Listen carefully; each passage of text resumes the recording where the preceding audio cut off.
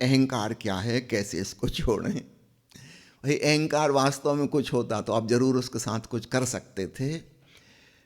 मैं संक्षेप में कहता हूँ, अहंकार अंधकार के समान है, नॉन एग्जिस्टेंशियल, उसकी कोई सत्ता नहीं है और इसलिए उसके साथ कुछ किया भी नहीं जा सकता। जो भी करना है वो प्रकाश के संग करना होगा, दीप जलाना होगा। और अभी अभी मैंने जो चर्चा की ओंकार की, उसके श्रवण में डूबो, तुम खोज खोज के परेशान हो जाओगे, वहां कोई अहंकार मिलेगा ही नहीं। जहां ओंकार है वहां अहंकार नहीं है, और जहां अहंकार है हमारी बाहर की परिधि पर, वहां ओंकार नहीं है।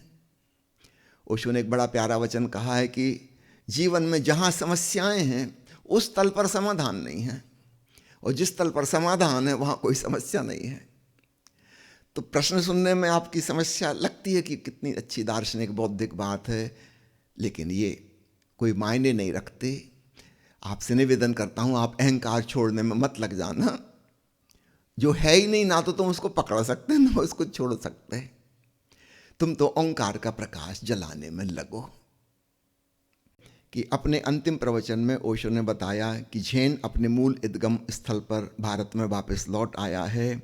झेन मैनिफेस्टो की इस घोषणा के पीछे क्या भावार्थ छिपा है? झेन मैनिफेस्टो ओशो की अंतिम प्रवचन माला, और उसके अंतिम प्रवचन में उन्होंने बताया कि झेन की शुरुआत महाकाश्यप से हुई थी। उन्हें झेन का प्रथम अवतार, तीर्थंकर, जो भी शब्द हम दें, सदगुरु माना जाता है। और वो घटना आप सबको पता है। एक दिन बुद्ध फूल लेकर आए थे और चुपचाप बैठ गए। सभा में सन्नाटा छा गया, ऐसा तो कभी हुआ नहीं था। बुद्ध बोल ही नहीं रहे, बहुत देर हो गई। मामला बड़ा टेंस और गंभीर, तनावग्रस्त होता जा रहा है। हजारों भिक्षु बैठे हैं कि अब भगवान कुछ बोलें, अब कुछ बोलें। तब अचानक महाकाश्यप हंसा और बुद्ध ने उसको बुला के फूल दिया।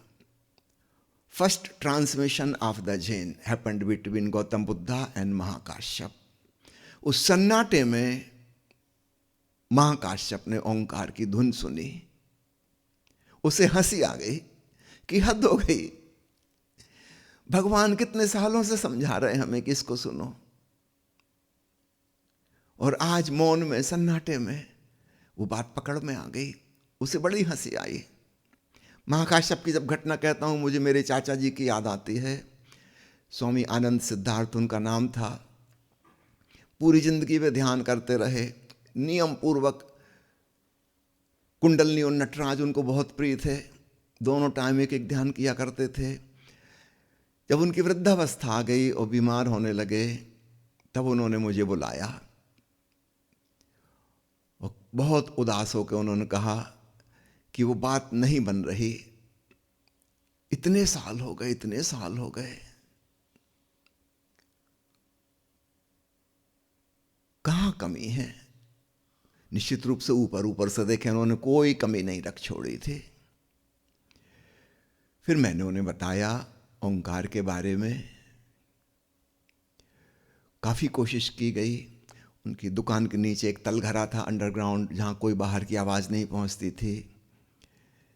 उनको वहां ले जाके बिठाला, कहा कि सुनिए। उन्होंने काफी कोशिश की, नहीं सुनाई दिया। ईयर प्लग लगा के भी नहीं सुनाई दिया।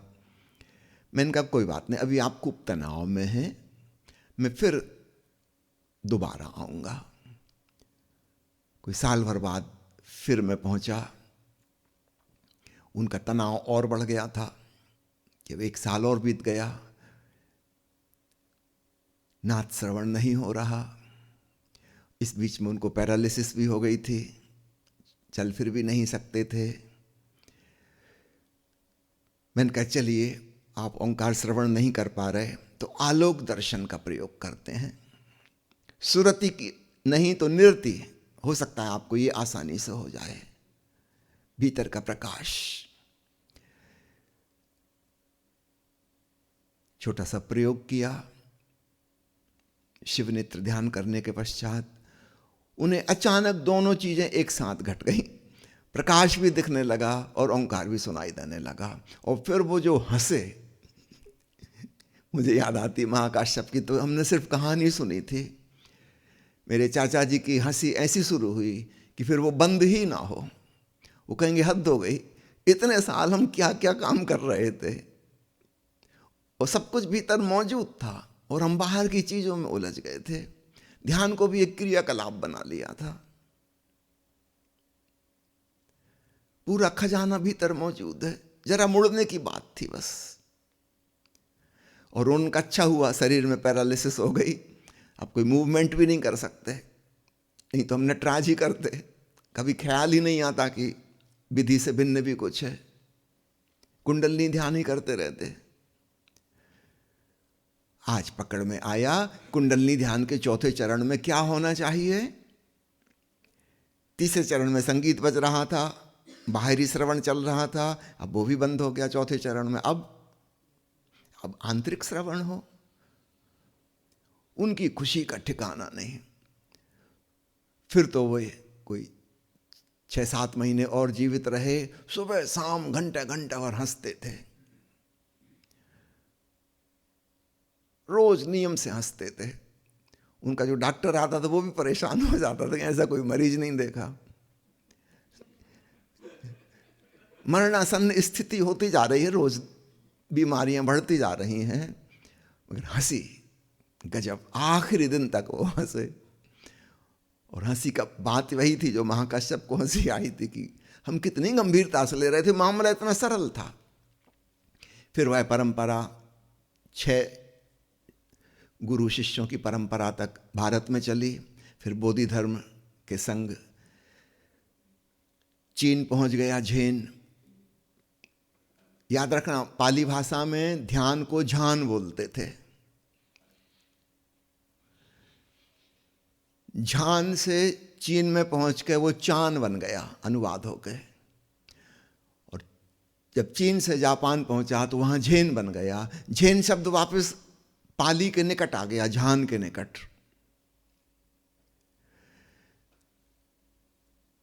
ओशो ने यह भी बताया है कि बोधि धर्म जब दक्षिण भारत से चीन की तरफ यात्रा कर रहे थे, उनके साथ 3 महीने ओशो ने भी यात्रा की।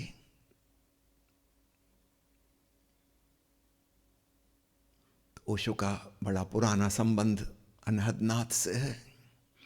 और फिर जापान की जिस झेन सदगुरु महिला ने घोषणा की कि अब जापान से भी झेन उखड़ रहा है और अब बस समझो कि ओशो ही बचे हैं, वापस अपने मूल स्थान पर पहुंच गया भारत, जहां गौतम बुद्ध से महाकाश्यप से शुरुआत हुई थी।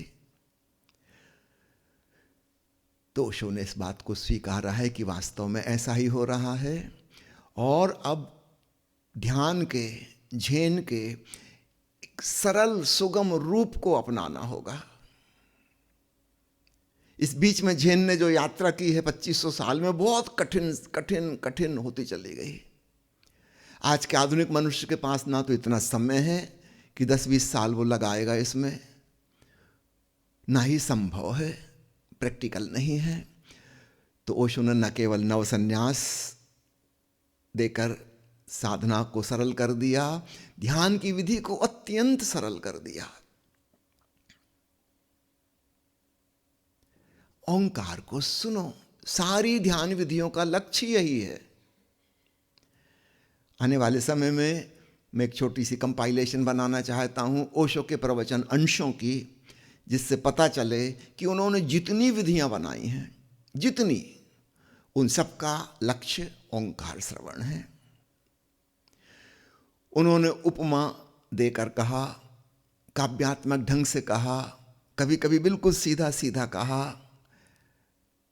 लेकिन अधिकांश लोग इस बात से चूक गए। विधि को तो पकड़ लिया कि ऐसे करना है, ऐसे करना है, ऐसे करना, उसी में बात विवाद भी करते हैं कि आप गलत कर रहे हैं, ऐसा नहीं, ऐसा होना चाहिए।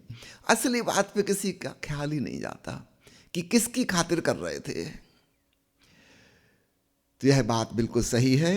ओशो ने अपने अंतिम प्रवचन में यह जो बताई कि झेन अपने मूल उद्गम पर वापस लौट आया है, खूब सरल होकर, बुद्ध ने 12 साल तपस्या की थी, जब वो विश्राम पूर्ण हुए तब ओंकार सुनाई दिया। हमको थोड़ी 12 साल तपस्या करनी पड़ेगी, हम तो वहीं से शुरू करेंगे जहां से बुद्ध ने छोड़ा था। त्याग तपस्या सब छोड़ दी थी उन्होंने,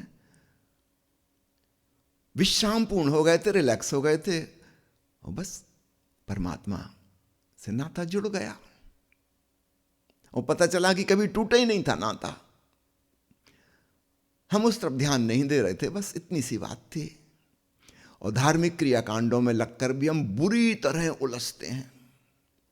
साधारण संसारिक आदमी शायद कभी कभार छुट्टी मना ले, अवकाश हो, धार्मिक लोग एकदम पीछे पड़ जाते हैं, छोड़ेंगे ही नहीं। जब फुर्सत में बैठे तब भी वो फुर्सत में नहीं बैठे, पता नहीं कोई सी विधि कर रहे होंगे। सावधान। ओशो के अंतिम प्रवचन की अंतिम बात खूब अच्छे से पकड़ लेना। झेन की मूल बात, एक हाथ की ताली।